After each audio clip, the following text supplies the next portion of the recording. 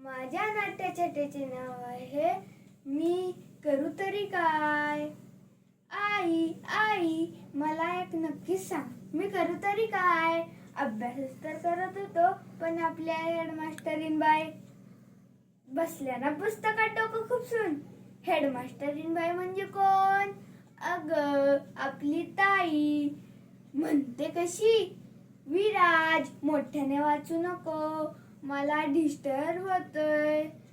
आता आता मला सांग, तिच्या वाचण्याचा मला डिस्टर्ब होत नाही, माझ्या वाचण्याचा तिला कस काय डिस्टर्ब होतो. छे छे छे, मला नाही जमणार हळू वाचायला. इतिहास काय मनातल्या मनात असतात का. बाबा तर नेहमी हिटलरच्या भूमिकेतच असतात. जरा काही नाचून कविता गायला लागलो तर डोळ्याचे चष्मा नाकावर घेऊन रणसिंग फुंकल्यासारखे गरजतात. विराज गाढवा, किती दुडगुस घालतोय, जरा अस्वस्थ पडू देत नाही. आता जर का नाचलास तर तंगड मोडून हातात देईल. बाबांना तर अजून माझे तंगड मोडायची लहरच येते.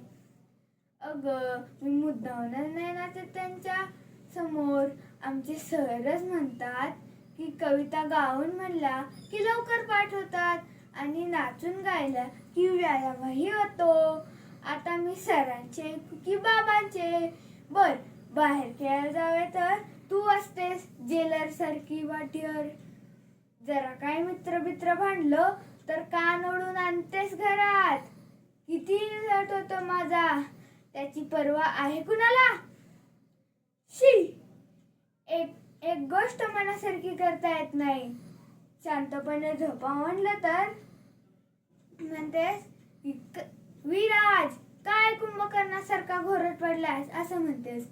गोष्टी सांगायला लागलो तर बोलायला तेवढा रागून असा टोमणा मारते. रडलो तर बैला म्हणून चिडवते. खेळू नको, हसू नको, रडू नको, नाचू नको, वाचू नको. अगं मी करू तरी काय. टीव्ही बघायला बसलो की तुझी कटकट सुरू. विराज कार्टून सोडून दुसऱ्या लावायला समजत नाही का. आता आवडतात मला कार्टून, तुम्ही नाही बघत तुमच्या आवडीच्या मालिका. त्या मालिका बघते तर त्याच्यान तुझी होती. बाबांचा आणि माझा निमित्त विरोधी पक्ष.